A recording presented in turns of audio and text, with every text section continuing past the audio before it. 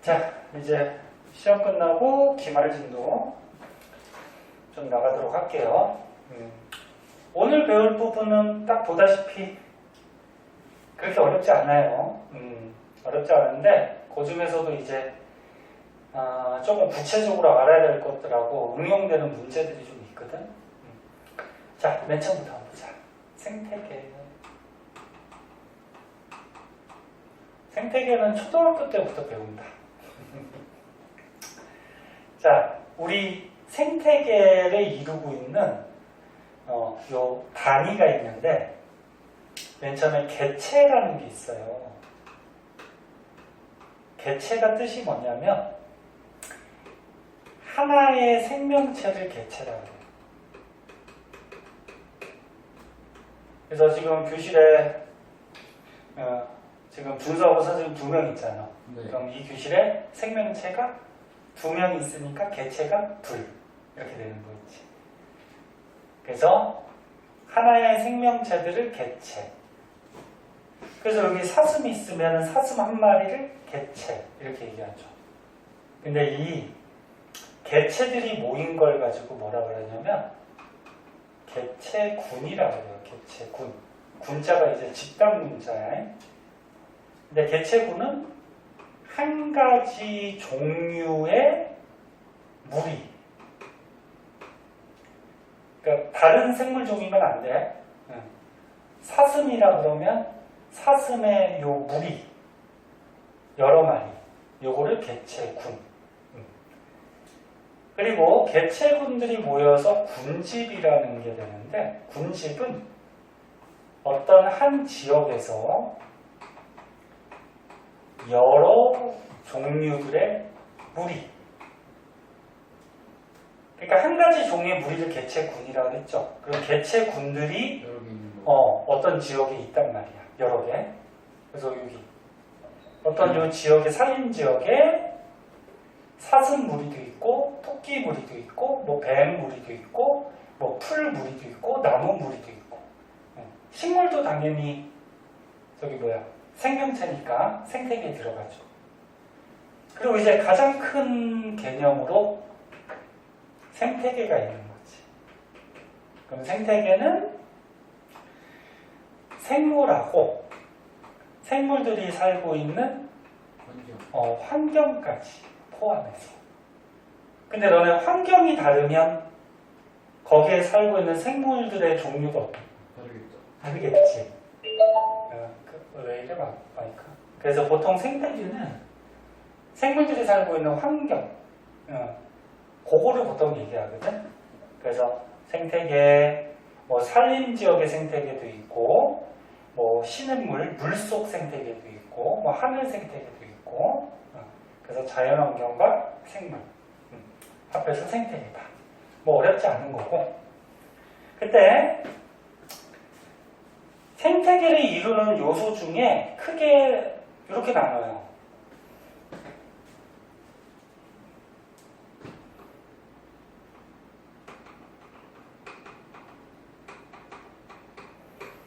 비생물적 요소라는 게 있고, 비생물적 요소, 그 다음에 생물적 요소가 있어요. 크게 2가지로 나누거든. 요걸 합해서 생태계. 그러면 여기서 말하는 요 생물이 요거 생물적 요소가 될 거고, 환경이 뭘까? 비생물적 요소가 되겠죠. 그럼 요거부터 할까? 비생물적 요소는 생물들이 살고 있는 환경을 얘기하는 건데, 생물들이 살 때 물이 필요하지, 토양이 필요하지, 뭐 공기가 필요하지, 뭐 햇빛이 필요하죠, 이런 등등. 마이크가 이래. 왜 자꾸 끊기지? 이런 등등 생물이 살고 있는 환경적인 요소를 비생물적 요소. 그럼 생물적 요소는? 생물이겠죠. 그냥 생물인데 초등학교 때부터 배우는 스스로 양분을 광합성에서 생산하는 생산자. 그 다음에 다른 걸 이제 먹이를 먹어서 생활하는 소비자. 그 다음에 생산자나 소비자가 죽었을 때 걔를 분해해가지고 영양분을 얻고 사는 분해자. 이렇게 크게 세 가지로 나오죠. 그런데 요거 먼저 설명할게요. 생산자하고 소비자하고 서로 영향을 주겠죠. 네. 얘네들도 영향을 주고 얘네들도 영향을 주고 그래서 같은 생물끼리도 영향을 주는데 비생물적 요소도 생물한테 영향을 주고 생물도 비생물적 요소한테 영향을 줄 거란 말이야. 그때 비생물적 요소가 생물적 요소한테 영향을 주는 거를 작용한다 이렇게 얘기하고 생물적 요소가 비생물적 요소한테 영향을 주는 거를 반작용한다 이렇게 얘기를 해요. 이것도 단어도 좀 알아두고. 그러면 요거를 먼저 볼게요. 밑에 거. 밑에 거를 먼저 설명을 해서 자 보자. 비생물적 요인이 생물한테 영향을 주는 대표적인 예로 한번 보자. 요거. 얘가 얘한테 영향을 주는 거. 토양의 양분이 풍부하면 식물이 잘 자란대. 그러면 핵심은 토양. 환경적인 요소에 의해서 생물적 요소가 영향을 받은 거지, 그치? 그러니까 결국적으로 앞에 게 뒤에한테 영향을 준다 그런 얘기지. 그리고 구분할 수 있어야 돼. 그럼 이거는 생물이 비생물적 요인한테 영향을 주는 거. 요거 거꾸로 반작용 얘기하는 거예요. 낙엽이 쌓여서 분해되면 토양이 비옥해진다. 그러니까 낙엽이 쌓이면 거름이 되는 거지. 그래서 토양이 비옥해진다. 그럼 낙엽은 식물, 생물적 요소, 그치? 걔가 쌓여서 토양, 환경. 그래서 앞에 게 뒤에 거한테 영향을 주는 거야. 그럼 또 이런 것도 있겠죠. 생물들 간에 서로 영향을 주는 거. 요거, 생물들 간에. 개구리의 개체수가 증가하자 메뚜기의 개체수가 감소했다. 야, 왜 개구리 증가하면 메뚜기가 줄어드니? 메뚜기를 먹으니까. 메뚜기 잡아먹으니까, 그지? 그럼 얘는 뭐야? 개구리나 메뚜기나 전부 다 소비자, 생물적 요소에 들어가죠? 그럼 이거 생물끼리 영향을 주는 거죠. 그래서 요거는 뭐 일부분은 너네가 생각할 수 있어. 그러니까 앞에 게 뒤 거에 영향을 주는 거야. 그래서 이게 작용, 반작용 또는 생물끼리 이거는 뭐 상호작용이라고 그러는데 이런 작용들이 생태계에서 일어나고 있다. 어렵지 않죠? 그럼 이제 거꾸로 가운데로 한번 가보자. 이런 데서 너네 문제 틀리면은 좀 그렇지? 네. 그런데 이런 데가 오히려 어려울 수가 있어. 말이 좀, 말이 좀 헷갈리게 나와. 그래서 꼼꼼하게 문제 같은 거 풀 때 잘 읽으셔야 돼요. 근데 좀 헷갈리게 나올 때는 기본 정의나 개념들을 확실하게 알고 있으면은 그 문제 흔들리지 않거든. 함정에 안 넘어가니까 개념 정의들을 확실하게 알고 계시고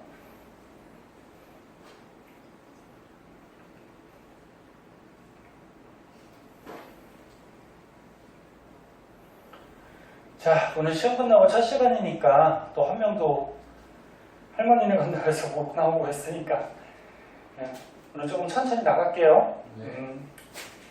너도 사람이니까 시험 보고 조금 머리도 좀 식히고 좀 천천히 할 때도 있어야 되고. 자, 보자.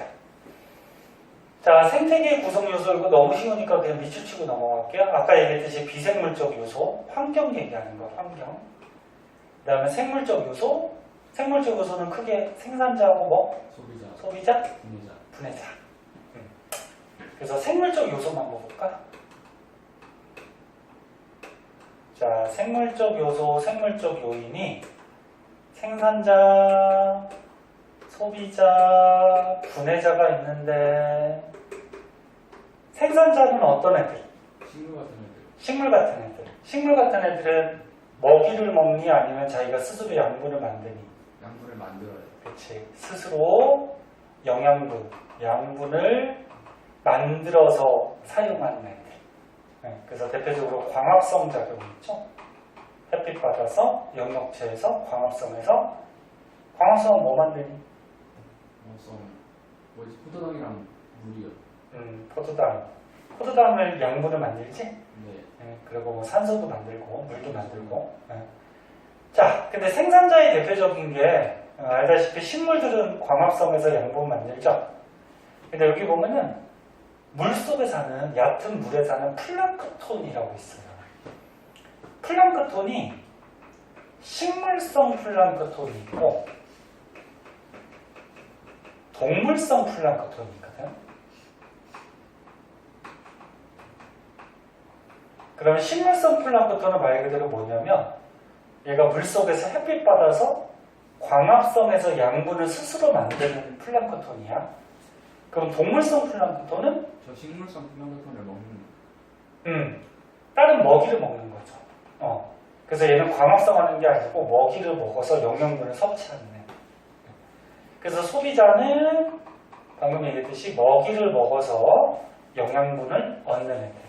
뭐 대부분의 동물, 사람 전부 다 소비자에 들어가겠지, 그치? 그럼 분해자는? 뭐니? 버섯이요. 그러니까 같은 거. 분해자 종류도 좀 한번 봐주세요. 버섯 생산자 아니야. 버섯이 보통 어디에서 자라니? 저 죽은 나무. 그치, 죽은 나무에서 영양분, 그러니까 죽은 나무를 분해하면서 영양분을 얻죠. 네. 그래서 다른 생산자나 소비자를 어떻게 하는 거야? 네. 죽은 사체를 분해해서 영양분을 얻어내는 거죠. 네. 버섯, 또 뭐 있어? 곰팡이.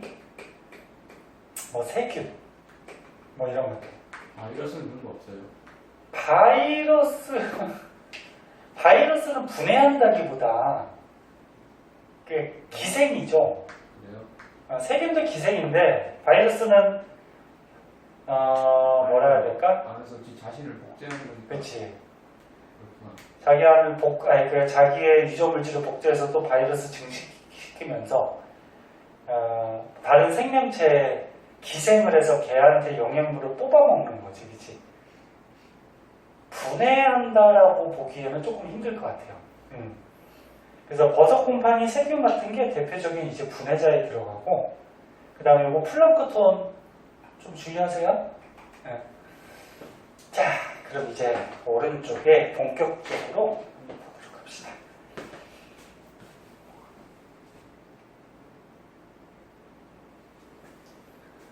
자, 오른쪽은 이제 뭐가 나오냐면 생물과 환경 이렇게 나오네. 자, 맨 처음에 빛이 생물한테 어떤 영향을 주는지에 대해서 배워요. 빛 중에 빛의 세기가 어떤 영향을 주냐. 빛의 파장, 일조시간. 이거 전부 다 빛이 생물한테 영향 주는 거고, 그 다음은 이제 온도가 생물한테 영향 주는 거에 대해서 배워요. 되게 많죠? 많은데 뭐 크게 어려운 내용은 없어요.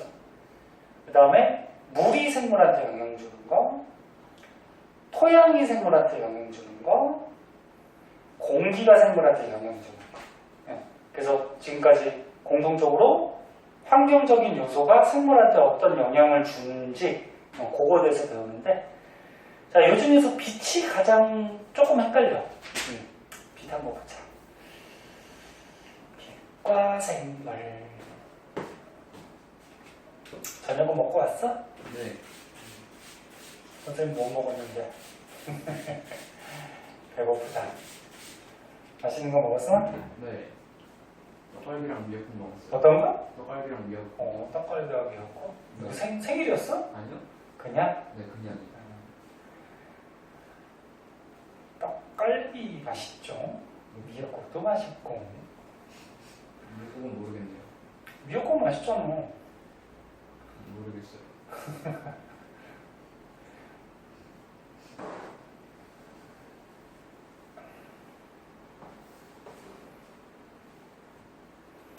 자, 보자. 빛과 식물. 자, 맨 처음에 빛 중에서 빛의 세기가 이제 식물들한테 좀 영향을 줘서 식물들의 잎의 구조가 조금 다르거든. 자,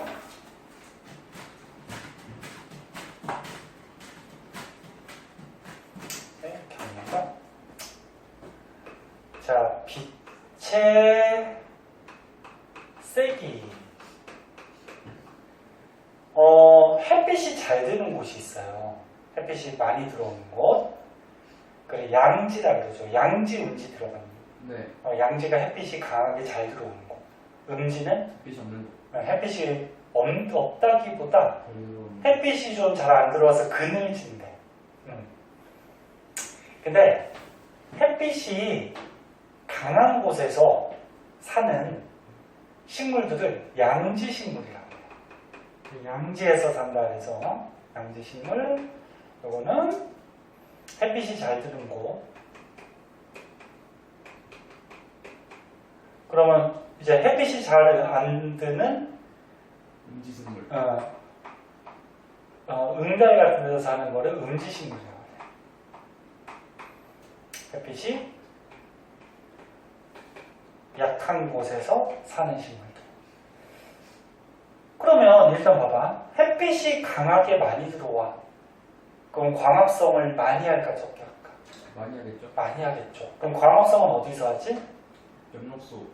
식물 잎의 엽록체에서 하고, 아. 엽록소는 그 엽록체 안에 들어있는 색소예요. 초록색 색소. 그럼 양지식물들은 햇빛이 강하게 들어오는 곳에서 사니까 엽록체가 어때? 많아요. 발달을 해요. 많아요. 근데 이거 중학교 때도 한번 나오는데 식물 잎에서 엽록체가 가장 많은 곳이 무슨 조직이라 그러냐면 울타리 조직이라 그러거든. 식물 잎이 있을 때 요 마치 엽록체가 울타리 같이 이렇게 세워져 있다 그래서 울타리 조직이라 그래. 그래서 엽록체가 있는 곳이 울타리 조직. 요 밑에 보면 약간 듬성듬성 있는 해면 조직. 그 다음에 잎 뒷면에 기체들이 들락날락하는 기공이라는 곳이 있거든.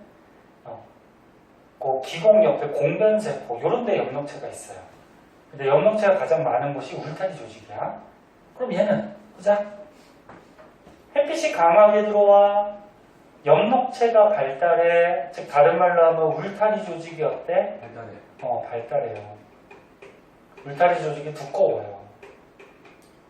그럼 울타리 조직이 안에 두껍다라는 얘기는 잎의 두께가 어떨까? 두꺼워요. 두껍다.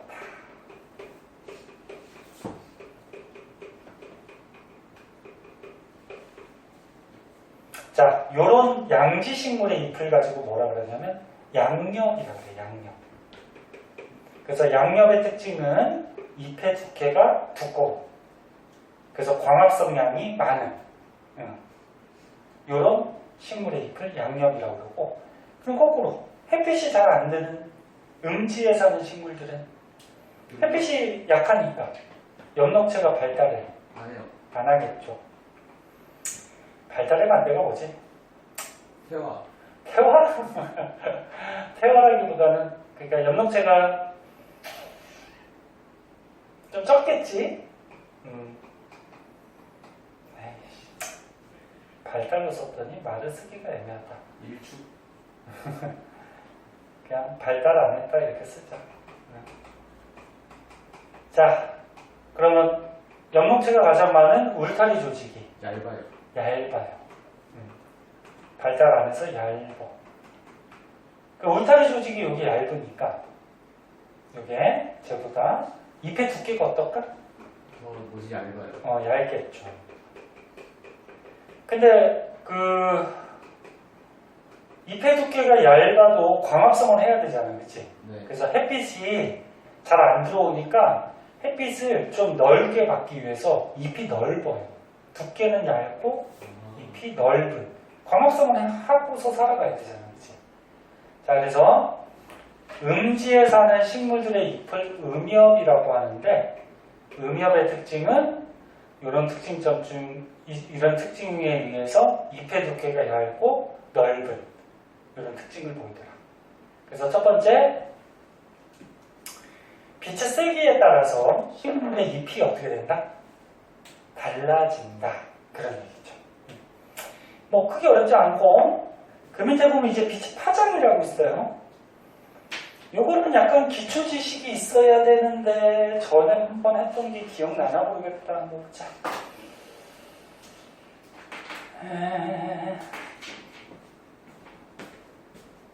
이제 기말범위 새로 나가니까 또 새로운 마음으로 또 공부해보고 기말은 더 올려봐야지. 네. 실수만 안 하는데 진짜 맨날 이렇게 그러게요. 아는 거 실수해가지고 틀리고 그냥. 근데 실수도 실력이긴 하지만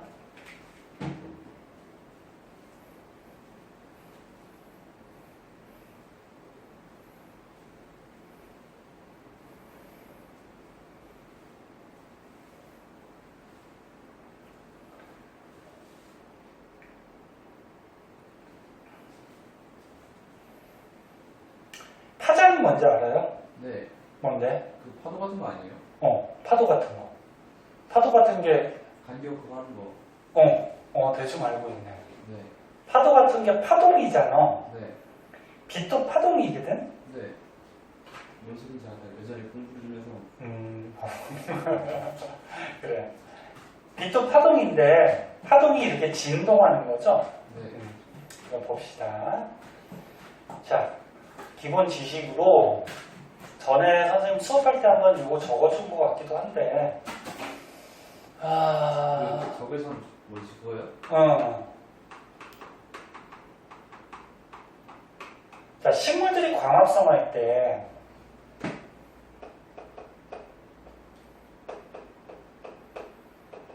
근데 여기서 지금 식물들은 바닷속에 사는 해조류들 얘기하는 거야? 해조류는 식물이 아니지 않아요? 왜 아니야? 그냥 원핵 생물에서 먹잖아요. 원생 생물이었나? 그래도 아니야. 해조류는 그냥 바닷속에 사는 식물들이라고 봐야지. 해조류가 더 먼저 나왔잖아요. 식물보다. 누구보다? 식물보다 먼저 나오지 않았어요? 남생들 바로 다니는 그 지진시대 배울 때? 네. 아니, 그러니까 바닷속에 사는 식물들을 그냥 통틀어서 해조류 그렇게 분류를 하는 거고, 성간물의 시대는 바닷속에서만 생물이 살았잖아. 네. 그러니까 바닷속에 이제 식물이 생겼을 때 해조류가 생겼다 그렇게 얘기한 거고. 근데 식물들이 광합성할 때 빛을 받아서 하잖아. 네. 빛 중에 너네 뭐 대표적으로 자외선, 가시광선, 적외선 뭐 이런 게 있단 말이야. 네. 이제 2학년 때 물리 배우면 또 더 있어요. 뭐 감마선, X선, 뭐 전파도 있고 뭐 여러 가지가 있는데, 그럼 광합성할 때 빛 중에 뭐를 이용하니? 그거는 모르겠네요. 가시광선을 이용하죠. 가시광선이 말 그대로 사람 눈에 보이는 빛이라는 거죠. 빨리 모접하는 거. 그럼 가시광선에서 뭐 이렇게 스펙트럼으로 표시했을 때 가시광선이 빨주, 너초, 파남, 뭐 우리 사람이 볼 수 있는 빛이에요. 빛도 파동이라고 했지? 네. 근데 보라색 쪽이 진동을 어떻게 하지? 더 빨라요. 진동수가 커요. 빨간색 쪽이 진동수가 작아요. 작아요. 그럼 일단 봐봐. 진동을 많이 할수록 에너지가 어떨까? 높죠? 에너지가 커요. 이제 2학년 물리에서 배우는데 파동의 에너지는 진동수에 비례하거든. 그러니까 진동을 빨리 할수록 에너지가 커요. 그냥 상식적으로 봐도 에너지 크지? 네. 에너지 작지? 그런 그치? 게 돌리는 거. 응, 그치? 응. 근데 여기서는 파장이 보통 나오는데, 파장은 파동에서 여기 높은데 뭐라 그래? 마루라 그러죠, 그죠? 마루에서 마루까지의 거리, 또 낮은 데는 뭐라 그래? 까먹었어요. 골이라 그러죠, 골. 골. 골에서 골까지. 마루가 보통 이렇게 높은 곳. 너네 집에서 옛날 집에 마루 있잖아. 마루 올라가려면 올라가야 되지, 그치? 네. 그 다음에 산마루라 그러면 산에서 높은데, 에? 네. 골은 낮은데, 골짜기. 골짜기가 이렇게 산 사이에 파인 데잖아, 그치? 네. 그래서 요 마루에서 마루까지, 골에서 골까지를 파장이라 그러죠. 골에서 골까지 돼요? 어차피 마루에서 마루까지 거리하고 골에서 골까지의 거리는 같단 말이야. 이거 진동을 일정하게 할 거 아니야. 그럼 얘도 마루에서 마루, 골에서 골, 요 거리가 있는데, 그럼 파장이 누가 더 기니? 말이요. 그렇지. 얘가 길죠. 얘가 짧고. 그래서 주의할 게 있어요. 요 숫자만 딱 보고, 요 숫자가 지금 파장이거든? 네. 조금 확대해서 볼까?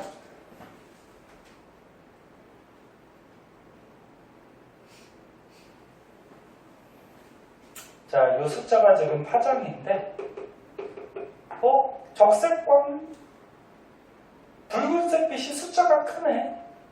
파장이 길지? 네. 숫자가 크니까 에너지가 크다 그렇게 하면 돼야 안 돼. 안 되죠. 파장이 짧은 애가 에너지가 어떤 거야? 큰 거죠. 더 큰 거야. 그리고 파장이 긴 놈이 진동을 적게 하기 때문에 얘가 에너지가 어떤 거야? 적어요. 작은 거지. 적은 거지. 그럼 요거 적색광, 황색광, 청색광 중에는 누가 에너지가 가장 큰? 청색광. 청색광이지. 자, 요건 기본 지식으로 좀 알고 물리 배울 때도 자주 나오는 거야. 자, 그러면 이제 여기로 들어가서, 자, 여기 바닷속이 있어요. 여기가 바다야. 바다. 바닷속에도 식물들이 살아요. 해조류들. 너무 깊은 곳으로 가면 당연히 못 살겠죠? 못 살지. 광합성 못하니까 햇빛이 못 들어가니까.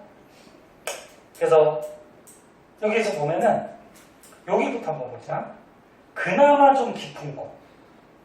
그나마 좀 깊은 곳은 햇빛이 들어갈 때 에너지가 강한 빛이 들어갈까, 약한 빛이 들어갈까? 강한 빛이요. 강한 빛이 아무래도 깊은 곳까지 도달하겠지. 그러면 강한 쪽은 빨간색 쪽이야, 보라색 쪽이야? 보라색 쪽이요. 보라색이 청색 계열이거든. 청색광. 파남보 아니야, 그치? 보라색이 청색광. 그래서 우리가 조금 깊은 곳은 청색광이 파란색 계열의 빛이 도달을 해요. 그러면 이 식물은 청색광을 이용해서 광합성을 해야 되겠지? 네. 그러면 식물 색깔이 파란색 계통이면 될까 안 될까? 안 돼요. 왜? 파란색을 반사하는 거잖아요. 오, 야, 그거 알고 있네. 칠판이 왜 초록색이야? 초록색을 반사하니까. 그치. 형광등에 백색광이 왔을 때 다른 빛은 흡수하고 초록색을 반사하기 때문에 우리 눈에 초록빛이 들어가니까 초록색이지? 근데 그러면 바다는 파란색인데 그럼 어떻게 청색광이 들어가요? 파란색이라는 거는 그건 이제 바닷물 속에 들어갈 때 빛이 좀 뭐 굴절 산란을 해서 우리 눈에 그렇게 보이는 거고. 그럼 청색광 중 일부는 반사돼서 저 일부에 들어오고 그치, 반사돼서 가겠지. 반사돼서 가는 것도 있고 굴절돼서 들어가는 것도 있고.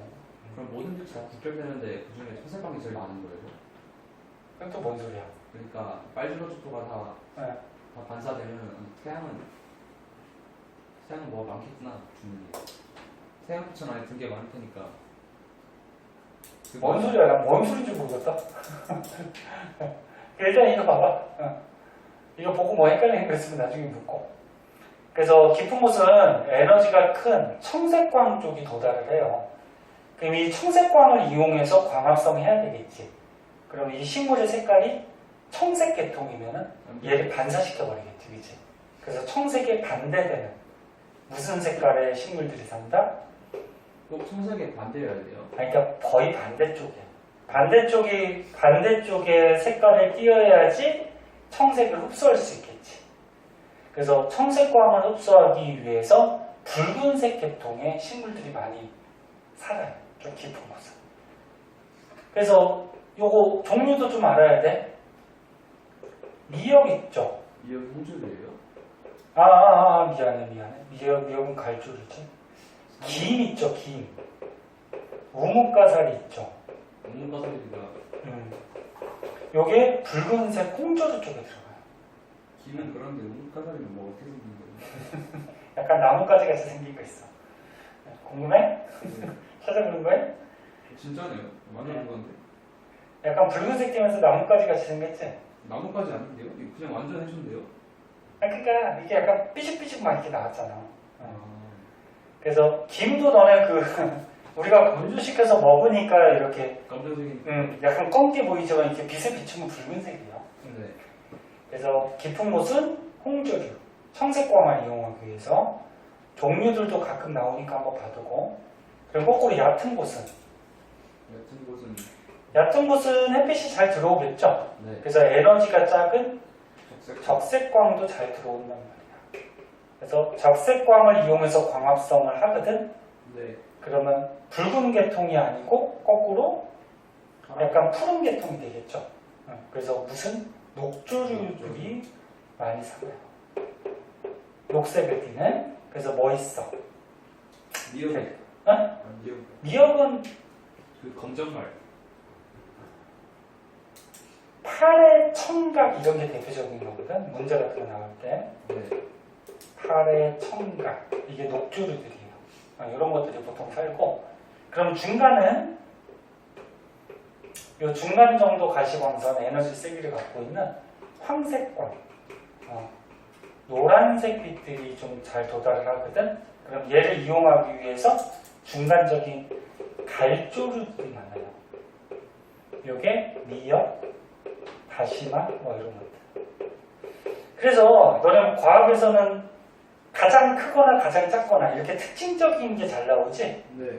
그래서 가장 깊은 쪽 홍조류, 청색광을 이용하는 거야. 그 다음에 얕은 곳 녹조류, 적색광을 이용하는 거야. 그래서 요거의 핵심은 뭐다? 빛의 파장에 따라서 바닷속에서 사는 식물들의 색깔이나 이런 생김새들 이런 것들이 조금 달라질 수 있다는 거죠. 한번 받으시고, 요거 숫자 얘기했어잉? 네. 파장이 보통 문제 나오는데 숫자 크다고 에너지 큰 게 아니야. 네. 그거 주의하시고, 마지막으로 일조 시간이라고 있어요.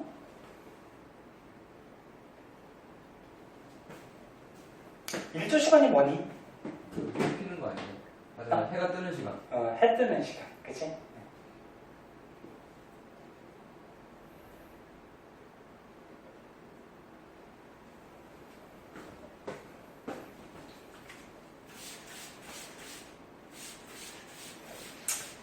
해가 떠 있는 시간, 즉 햇빛 받는 시간을 일조 시간이라고 하는데, 일조 시간이 가장 긴 계절이 무슨 계절? 여름이요. 여름이죠. 가장 짧은 건 겨울이죠. 겨울이죠. 근데 여기 한번 볼게요.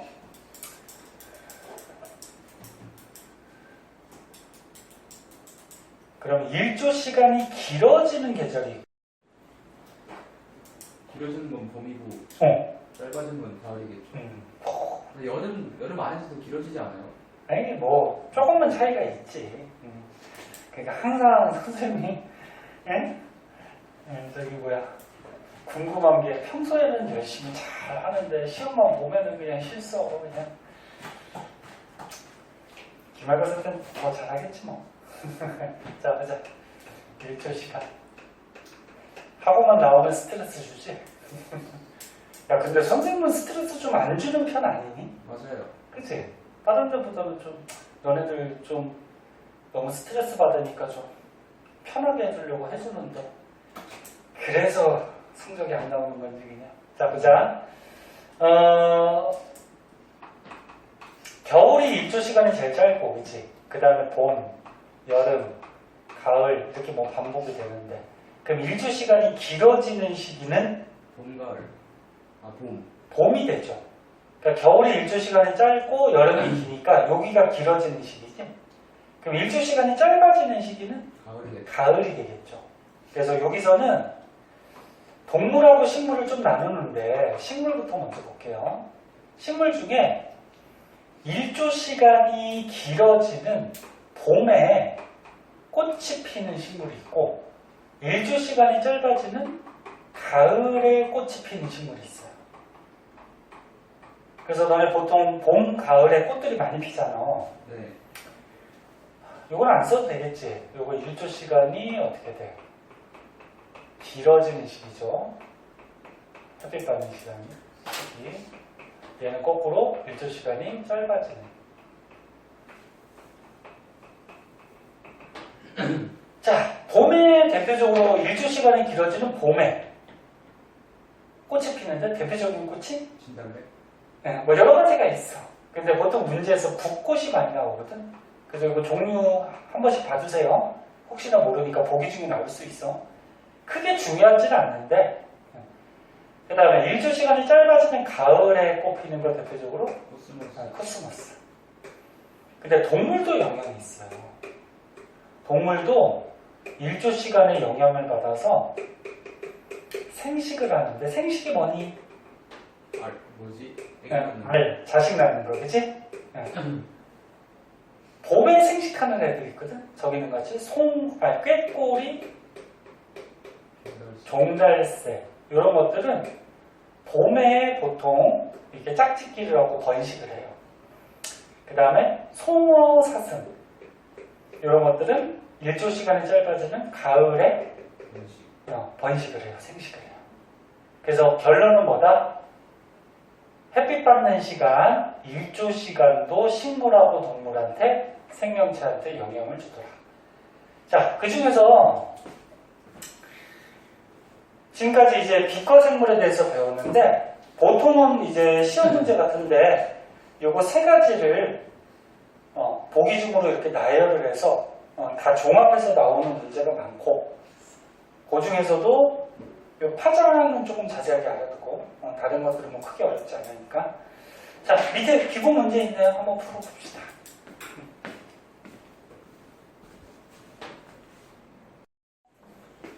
자, 그 뒷페이지 볼게요. 자, 뒷페이지는 이제 온도가 생물들한테 어떤 영향을 주는지에 대해서 나오는데 중학생이나 초등학생도 알만한 내용이거든. 자, 이거 간단해서 그냥 안 쓰고 밑줄 치고 넘어갈게요. 중요한 것만 좀 한번 보고. 자, 온도가 생물한테 어떤 영향을 주는지 동물부터 한번 볼게요. 개구리, 곰, 박쥐 얘네들은 겨울 되면 어떻게 해? 겨울잠 자버리지 그냥. 네. 먹이도 없고 추위도 견뎌야 되니까 좀 굴같이 따뜻한 곳에서 겨울잠을 자버리죠.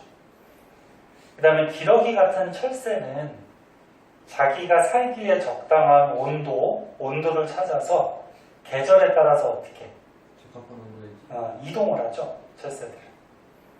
그 다음에 카멜레온 같은 경우에는 온도에 따라서 카멜레온 색깔이 막 바뀌잖아. 피부 색깔이.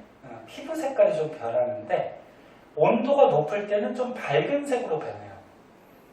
그리고 온도가 낮을 때는 어두운 색으로 변하고. 너네 보통 시커먼 색, 검은색이 가까울수록 햇빛을 어떻게 해? 잘 흡수하지, 그치? 그래서 이제 추울 때는 몸 색깔이 빔 건들지 말고. 똑바로 앉아. 왜 그렇게 삐딱하게 앉아? 왜 그래? 그래서 추울 때는 몸 색깔이 좀 어두워져서 열을 흡수하고 더울 때는 좀 밝은 색을 띠면서 방출을 시키고. 그리고 추운 지방에 사는 정온동물이 뭐야? 그냥 체온이 일정한 거. 체온이 일정한 거. 사람같이 일정하게 유지되는 애들은 추운 그 날씨를 견뎌야 되기 때문에 몸에 깃털이나 털이 많이 나 있겠죠.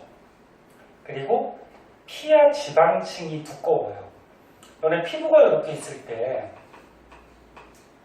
피부 밑에 지방이 있으면 지방은 열 전달률이 굉장히 떨어지거든.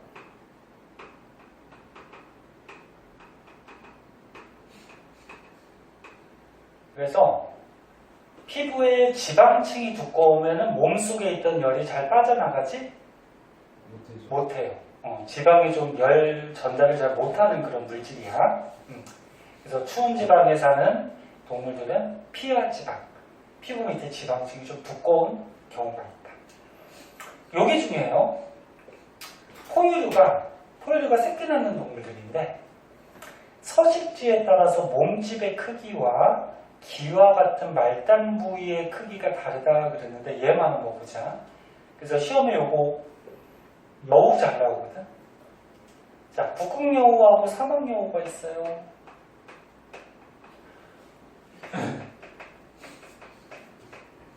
북극여우는 말 그대로 뭐야? 추운 지방에, 그치? 북극같이 추운 지방에 사는 여우고, 사막여우는 사막같이 더운 지방에 사는 여우들이야. 그러면 추운 지방에 사는 여우는 여기 사진도 나와 있는데 몸집이 간단하게 이렇게 그릴게요. 몸집이 사막여우보다 커요. 그럼 몸집이 왜 클까? 열을 더 덜 잃기 위해서. 응. 지방이 더 많아서. 그치. 피부 밑에 피하 지방층이 두꺼워요.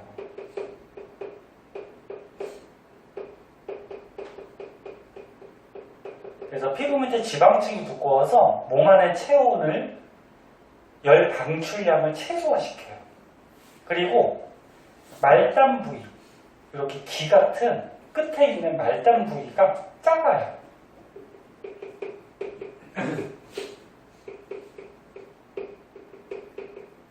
너네 이런 말단 부위 귀 같은 데를 이용해서 열을 방출시킬 수가 있거든. 그래서 공통적으로 이렇게 추운 지방에 사는 북극여우 같은 경우에는 지방층이 두꺼워서 몸집이 크고 귀 같은 말단 부위가 작아서 열이 방출되는 거를 어떻게 최소화시키죠. 열이 방출되면 체온이 더 떨어질 테니까. 그리고 거꾸로 더운 지방에 사는 사막여우들은 귀가 커요. 이 몸집부터 하자. 몸집이 어때? 작아요. 좀 작아요. 이유가 피하 지방층이 어때? 적어서. 얇다.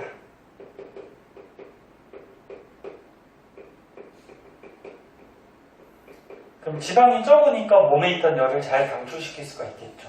그 다음에 귀와 같은 말단 부위가 커요. 크다. 근데 뭐 사막은 밤도 더 춥잖아요. 네? 사막이 밤도 춥잖아요. 대체로 덥잖아. 밤이 좀 뭐 추워질 수도 있는데 대체로 따지는 거지. 그럼 뭐 낮에는 더우니까 말단 부위가 커졌다가 밤이 추우니까 작아지고 그럴 수는 없잖아. 그치? 있지 않을까요 그런 거? 네? 그런 거 있지 않을까요? 야, 갑자기 몸의 형태가 바뀔 수가 있니? 근육으로 제어하는 거죠. 근육으로? 근육으로 귀도 제어할 수 있을까? 귀를 이렇게 했다가 뭐지? 저 귓구멍을 이렇게 놨다가 이렇게 하는 거랑. 자, 쓸데없는 얘기하지 말고. 그래서 사막여우는 몸집이 작고 말단 부위가 커서 열 방출량을 어떻게 하는 거야? 높아요. 최대화시키는 거죠. 그래서 몸에 있던 열을 많이 내보냄으로써 몸의 체온을 자꾸 낮춰주는 거죠. 올라가니까. 자, 이게 동물이고요. 그 다음에 식물은 더 간단한데 오늘 배우는 걸 원래 영상도 안 찍어도 되는데 결석을 해가지고 자, 식물 보자. 지우는 동안 봅시다. 기온이 매우 낮은 툰드라 지역. 툰드라 지역이라고 들어봤니? 네. 사회에서 배웠나? 되게 추운 지방이죠, 여기. 네. 지방. 그래서 툰드라 지방 같은 경우에는 털송이 풀이라는 이런 풀이 있는데 이 잎에 뭐가 나 있대? 털이 나 있대. 자기 식물도 체온을 유지해야지. 아니면 또 얼어 죽죠. 식물은 뭐 달라요 사람이랑? 사람이랑 뭐가 달라? 체온이 몇 도 달라요? 식물마다 달라요. 사람은 그 대체적으로 생명체라 그러면 사람과 비슷한 체온을 유지할 때가 가장 적절한 체온이 될 거예요. 그래야지 우리가 그 앞에서 1학기 때 배웠잖아. 생명체들은 물질 대사하지. 네. 동아이와 기억나나? 근데 효소가 관여하죠. 네. 근데 효소가 가장 잘 작용하는 온도가 사람 체온이란 말이야. 그럼 식물도 효소가 관여한단 말이야. 그래서 식물도 동아이와 물질 대사를 하게 되거든. 그래서 보통은 사람 체온 범위가 가장 적절한 범위다. 네? 이렇게 보시면 될 것 같아요. 자, 그 다음에 낙엽수들. 낙엽수들은 우리나라에도 있죠. 이제 가을 돼서 이제 추워지니까 식물들이 어떻게 해? 낙엽을 떨어뜨리죠? 네. 그럼 잎을 왜 떨어뜨릴까? 이 유지하는 데 에너지 암수려고. 그런 것도 있고. 가장 큰 이유는 잎이 많이 있으면은 식물의 표면적이 넓어진단 말이야. 그 표면적이 넓어지면 글로 열 방출량이 많아지죠. 그 잎을 떨어뜨리면은 겉에 면적이 줄어들지. 그래서 열 방출량을 최소화하기 위해서 낙엽수들은 추워지면은 낙엽을 떨어뜨리고. 상록수가 뭐지? 상록수? 소나무 같은 거. 그치, 사시사철 푸른 나무. 그럼 얘네들은 추운 겨울에 또는 가을에 잎을 떨어뜨리지는 않잖아, 그치? 그런 게는 뭐예요? 그래서 큐티클층이라 해서 잎 가장 표피세포 겉에 약간 방어막 같이. 새로 만드는 거예요, 겨울 때마다? 아니, 원래 있어요. 그래요? 그래서 큐티클층이라 해서 이렇게 외부의 찬 기운을 막아주고 내부의 체온을 유지하도록 이런 층이 있어요. 층이 있어서 겨울을 버티게 되죠. 그래서 식물 한번 읽어보시고, 그 다음에 이제 물과 생물. 자, 물이 또 생물한테 영향을 주는데, 동물부터 보자. 더운 지역에 사는 동물들이 있어요. 뭐 이런 도마뱀 같이. 더운 지역. 그래서 도마뱀은 파충류에 들어가지. 네. 파충류들은 몸이 비늘로 쌓여져 있거든. 조금만 비늘이 있지, 그치? 그래서 비늘로 쌓여져 있어서 자기 몸 속에 있는 수분, 물을 증발하는 걸 어떻게 해? 막아요. 막아줘요, 비늘이. 그리고 조류가 세죠? 네. 조류하고 파충류들은 생식을 할 때, 자식을 낳을 때 알을 낳잖아. 네. 근데 알 껍데기가 두꺼워요.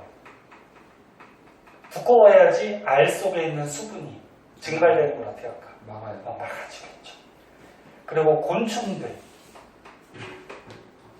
곤충들은 너네 그 껍데기가 있어요. 키틴질 껍데기라 그래서. 그래서 너네 곤충들이 이렇게 잘못해서 밟으면 푸지직거리면서 껍데기 부러지잖아, 그지? 그래서 곤충들은 껍데기가 있어서 자기 몸속에 있는 수분을 어떻게? 막아요. 날아가는 걸 최소화시키죠. 그래서 이런 것들은 책에 있는 것 같이 수분이 증발되는 것을 어떻게 한다? 방지해주는 이런 역할을 하고, 그 다음에 이제 사막에 사는 포유류, 뭐 예를 들어서 낙타나 뭐 이런 포유류들이 있지. 걔네들은 오줌을 누는데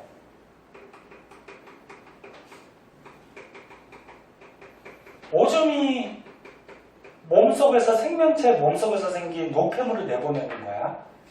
사람 같은 경우 이제 콩팥에서 노폐물 걸려서 오줌으로 노폐물 내보내지, 혈액 속에. 그래서 오줌은 누긴 놓아야 돼. 노폐물이 나가야 되니까. 근데 진한 오줌을 넣죠. 왜?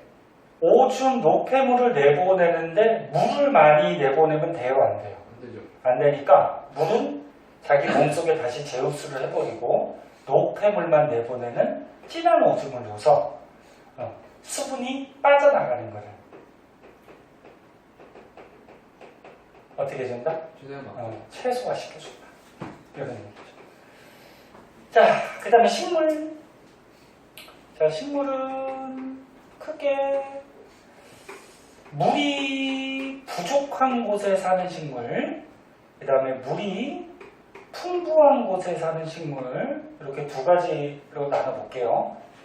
예를 들어서 뭐 사막같이 선인장 같은 거, 물이 부족한 곳에 사는 식물들은 뿌리가 발달할까 안 할까? 발달하겠죠. 발달하지. 뿌리로 물을 흡수해야 되잖아, 땅 속에 있는 물. 네.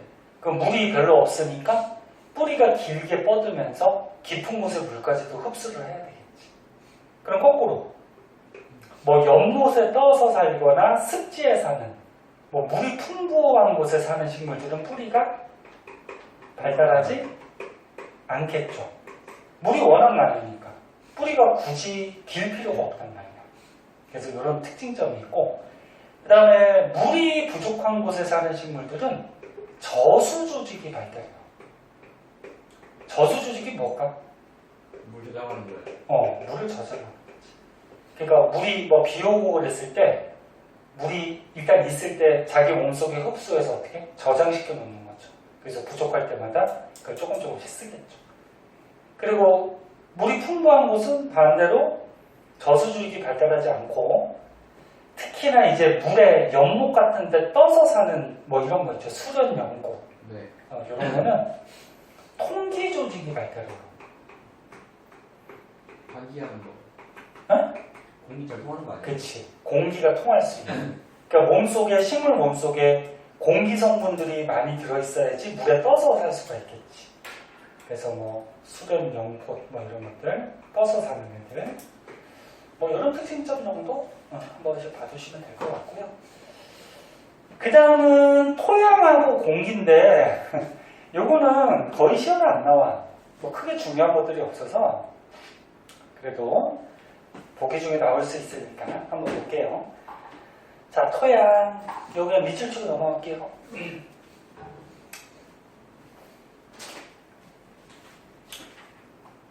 토양의 깊이에 따라서 공기의 함량이 달라요. 그러니까 무슨 얘기냐면 토양이 이렇게 있어. 땅이 있어. 그러면 겉에 이제 공기가 있을 거 아니야? 네. 즉 산소가 있어요. 그러면 겉에 부분은 토양의 겉에 부분은 이 흙 알갱이들 사이에 산소가 많이 들어가서 산소가 어떻게 할까? 풍부하겠지. 네. 그러면 여기에 사는 세균들은 산소 가지고 호흡을 하는 호기성 세균들이 많이 살아요. 호기성 세균이 공기를 좋아하는 성질을 가진 세균인데 얘가 공기를 좋아한다기보다 그러니까 뭐야? 산소를. 산소 가지고 호흡을 하는 세균들이 있어요. 그럼 깊은 곳은 산소가 거의 없어요. 부족하겠죠. 그러면 산소 갖고 호흡은 못하겠지. 그래서 무산소 호흡하는 세균들이 사는데 호흡의 뜻이 뭐야? 에너지 만드는 거. 영양소를 분해해서 에너지를 만드는 거죠. 참 준서 평소에 진짜 대답은 참 잘하는데 참. 또 시험 얘기하면 안 되지만 참 아쉬워서 그래 선생님. 실수하지 마 기말고사 때. 그래서 무산소 호흡은 산소가 부족하니까 산소 없이 영양소를 분해해서 얘가 에너지를 내면서 살아가는 이런 세균을 현기성 세균이다 이렇게 얘기해요. 자, 그래서 토양의 깊이에 따라서 공기 함량이 다르기 때문에 세균의 종류가 어떻게 돼? 달라지고. 그 다음에 지렁이나 두더지들은 땅 파고 다니죠. 네. 땅 파고 다니면 토양 속에 구멍이 생기니까 공기가 잘 들어가겠지. 그래서 토양의 통기성을 높여서 미생물들 또는 공기가 필요한 산소가 필요한 생물들이 살기 좋은 환경을 만들어줍니다. 그 다음에 토양 속의 미생물들은 동식물의 사체, 죽은 시체나 배설물들을 분해해서 영양분을 얻게 되죠. 그죠? 네. 자, 그래서 일단 뭐 간단하지만 토양이 이렇게 생물한테 영향 주는 것들. 그 다음에 이제 오른쪽 페이지에 가면 공기가 나오나? 네. 이게 성분이요. 공기 한번 볼게요. 공기에서 좀 알아둘 거는 사람들이 이렇게 평지에 사는 사람들도 있지만 높은 고산지대에 사는 사람들도 있어요. 그 높은 고산지대는 산소가 풍부할까 부족할까? 산소가 부족하겠죠. 부족하지? 올라가면 올라갈수록 산소가 부족한 현상들이 생겨. 중력 때문에 산소가 대부분 지표면 밑에 있으니까, 그치? 그러면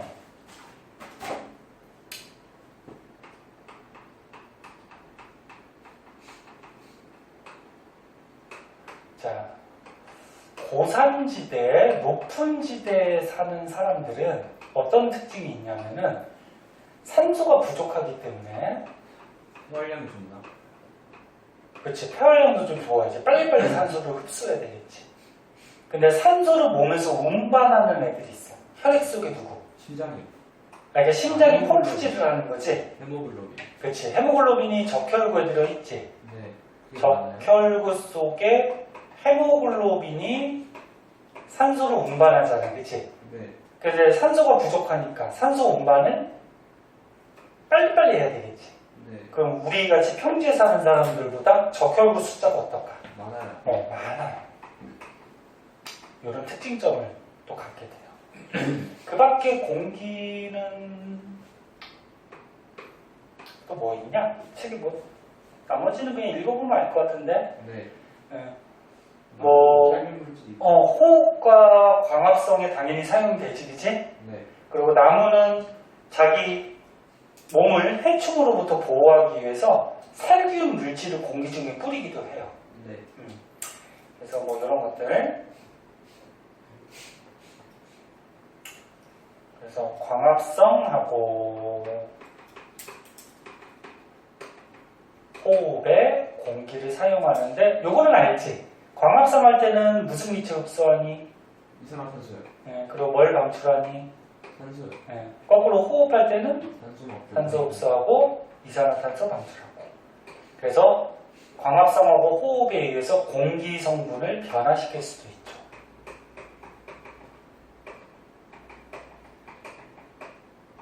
그래서 니네 나무가 많은 산림지대 가면은 광합성을 활발히 할 테니까 산소가 좀 풍부한 그런 현상들이 생길 수 있죠.